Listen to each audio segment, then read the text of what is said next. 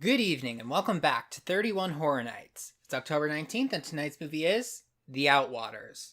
I'm pretty sure this is one of the last films to be added to the list that I was going to be watching this month, and I don't remember where I found it, and when I look at the description and the trailer, I have no idea what this movie is about.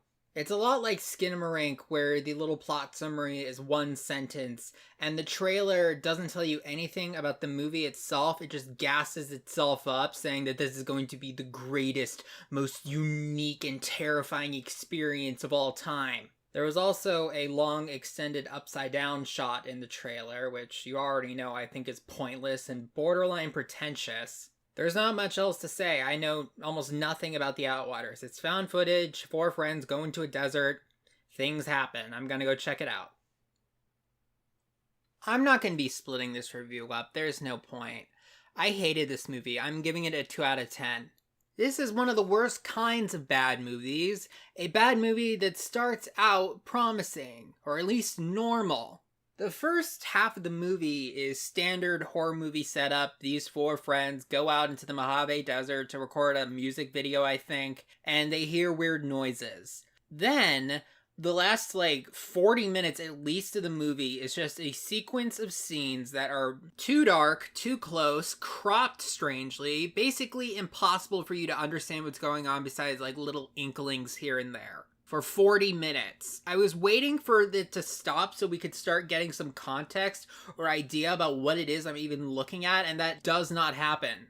But not knowing exactly what's going on isn't even what really makes me upset about this movie. It's just the fact that when I want to see a movie, I kind of like to, see the movie. If you decide to show the audience Lovecraftian horror for 40 minutes, maybe make it so that we can actually see what you want to show us, or at least see better than what we got. Because most of this is shot in pitch black darkness, and the only light being this tiny little spotlight attached to the camera. So you can only see this little circle at a time for a majority of this sequence. And it's not even it's a little hard to make out what's going on. Sometimes I don't even know if this scene changed. I don't even know what I'm supposed to be looking at. I'll see something that I think is this actual meaty, muscly corpse, and actually it's an alive person covered in blood. Or there was one time when I thought I saw a flying saucer going in front of the moon, but it was actually just a blood stain on the ground being illuminated by this camera's spotlight. I thought I was falling asleep or going in and out of consciousness or something because I had no idea what was going on. But then I looked up plot summaries and stuff, and I didn't miss anything. What I saw was exactly what they wanted me to see. I can understand the barest outline of what happened. There's a time loop happening, and it probably has something to do with aliens because they were in the middle of the desert. And there's also these weird creatures that look like worms, but if they were gigantic rat tails come to life and they can mimic human sounds.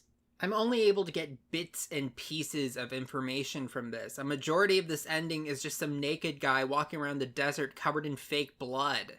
And you know what? I probably still wouldn't have cared for this movie if they did this, but I would have appreciated it a lot more if I could at the very least get a better view at the Lovecraftian horrors being presented to the characters. Even if they changed nothing else, I still got just as little information about what is going on. I would at least be able to see things. There is this one scene where I'm pretty sure there was this giant, lizard dragon creature covered in blood, but it was hard for me to make out anything about it because, again, we got this one tiny little circle of the screen to work with. There's definitely some sort of warping of the space-time continuum because he keeps jumping around in time and location. So it's not only difficult and takes a long time to figure out what's happening, it also takes a long time to figure out where you even are. In this entire third act that takes up almost the entire second half of the movie, there's only one sequence of events where you can clearly tell what's going on, and that's the very end when the guy running around the desert naked covered in blood, his name is Robbie, he was also the director of this movie, he comes across 3 pikes that have the heads of his friends on them. Then he finds an animal tooth on the ground and uses it to flay a skid. I think he severs his kneecaps, cut off his own penis, and then disembowel himself. This is the one time where they actually use like cropping and things not being in frame to imply something very clearly without actually showing you it. And then he just sits down the camera and walks away with his guts dragging on the ground, and then the movie just ends.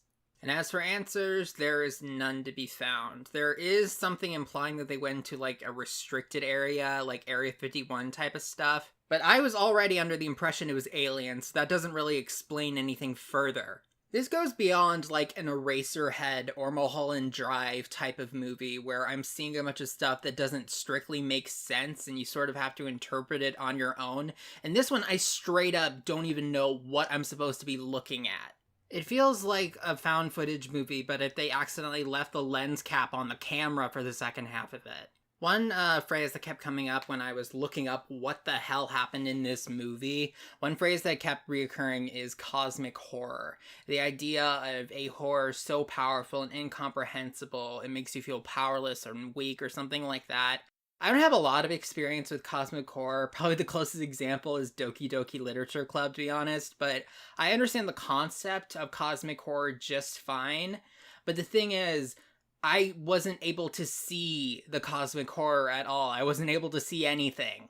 At this point, I feel like I'm just repeating myself. I didn't like this movie. Not because it was too abstract or too violent or anything like that. It's just the fact that I could barely tell what was even happening for like half of it. And hopefully tomorrow's movie will at least be a little bit more comprehensible.